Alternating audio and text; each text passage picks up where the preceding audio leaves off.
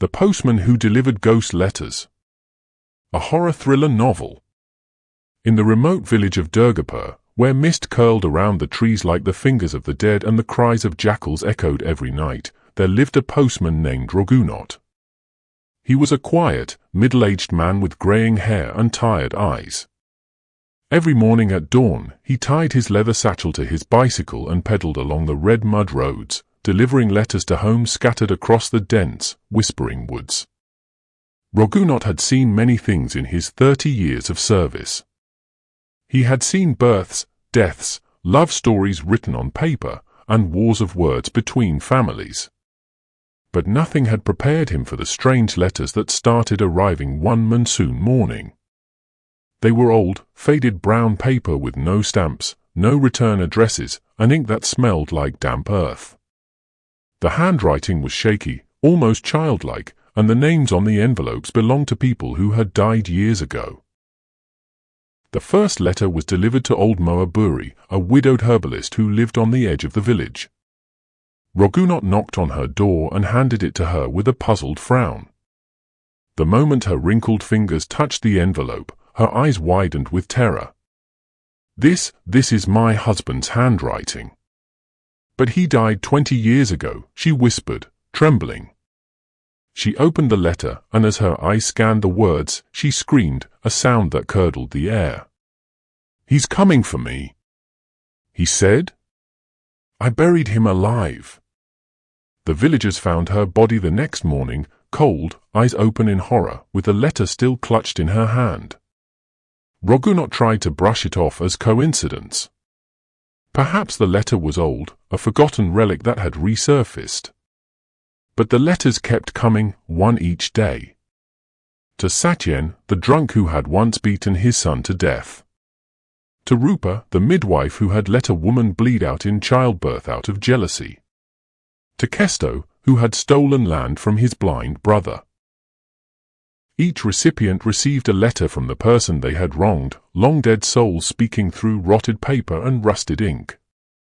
Each letter ended with the same words, "I am coming for you."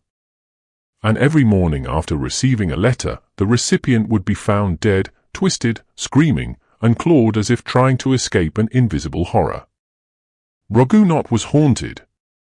He hadn't questioned where the letters came from, he simply found them in his satchel every morning, as though they had always been there.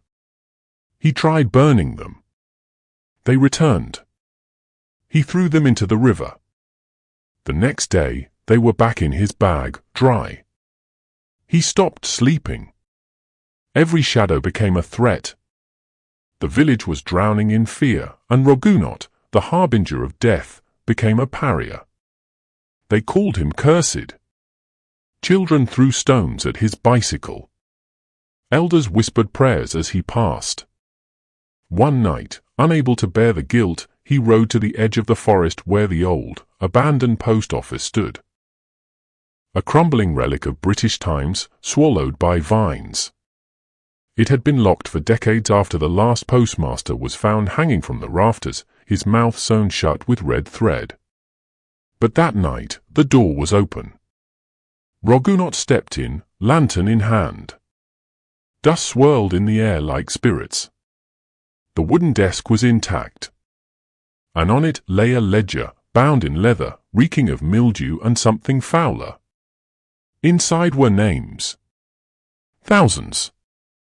With dates of death. And every name had a note beside it, delivered. He turned to the last page. His name was there. And beside it, tomorrow. Raghunath's hands trembled. He screamed and hurled the ledger into the fire, but it wouldn't burn. The room grew cold. The wind howled outside. And then he heard it, the tapping of typewriter keys. Turning slowly, he saw an old man sitting in the shadows, hunched over a rusted typewriter. Skin peeling, eyes white as milk, he typed silently, ignoring Raghunath's horrified stare. "Who are you?" Raghunath managed to ask. The man stopped typing. Looked up. "I was the postmaster here. Until I died." He smiled, a mouthful of worms. But the dead still have messages to send. You've been a faithful servant, Raghunath. But even messengers must answer for their sins. I did nothing. Raghunath shouted. Did you? The postmaster whispered. How many letters have you delivered without question? How many cries did you ignore in the name of duty? Do you remember Beena? The girl who ran to you the night before she died, begging you to send a letter to her uncle. Raghunath's breath caught. Beena, the girl who had been found dead in the river. He had dismissed her that night, too tired to help. Tomorrow, he had said. Come tomorrow. Her letter never reached. But yours will. The typewriter clacked once more.